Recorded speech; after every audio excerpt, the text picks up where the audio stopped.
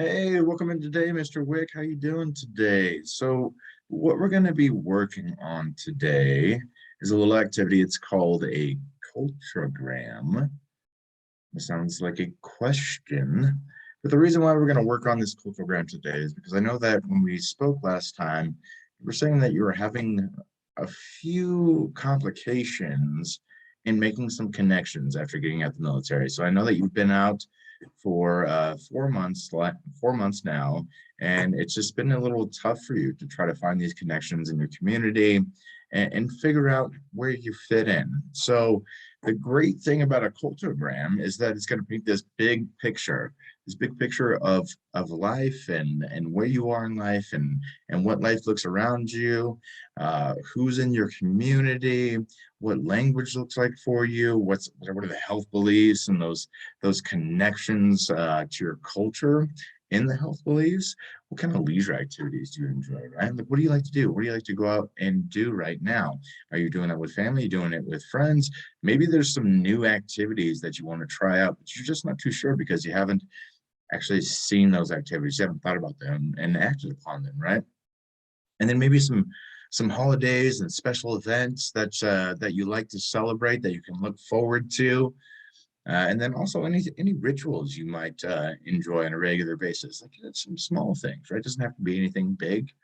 It can be as small as hanging out with the dog on a Saturday, going to the dog park, watching a movie with the family on Friday, having pizza, whatever it may be. And then also, like, do you have any cultural or spiritual or maybe even religious groups that you'd like to attend or that you'd like to try out to make those connections within your life?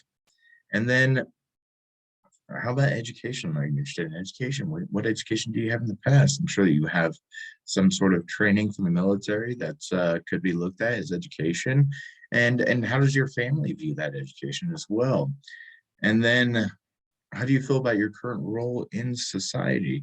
And the whole point of this is so that you can see these connections in your life, because so often we're disconnected from the things that are around us because we've never actually seen them right in front of us. So when you get this clear picture painted right in front of you, then you can have this stronger tie to yourself. And when you have a stronger tie to yourself and you understand the connections you have in your community, the connections you have to a culture, and maybe you don't know what your culture is, right? And this can kind of help you identify the things in your life that create your culture. I know that in the military for myself, that created a culture for me, right? The military was a culture, but getting out, you have that cultural shock, and you're wondering, okay, what's my culture now? Where do I go? What do I do? Well, this is one of those ways that we can identify our culture, right? So I think that when we get this put together, that we're going to find that it's absolutely amazing, all of this connection that we have throughout our lives, and then we can start to act on that, right? We can make it a part of ourselves. That way, when somebody asks us, hey, what's your culture like? We can say, well, I know because I did this culturogram. So I know, like, what's my community? Who are the people of my community? What do I like to do? What's my view on medicine? Why is my view that way? Uh, what kind of holidays am I excited about? Do I have any spiritual affiliations? How do I feel about my education? What am I doing? That sort of thing. What are my values? And I think that can help propel you into a more creative space and a more uh, healthy space. So let's go ahead and get started with that cultural gram today.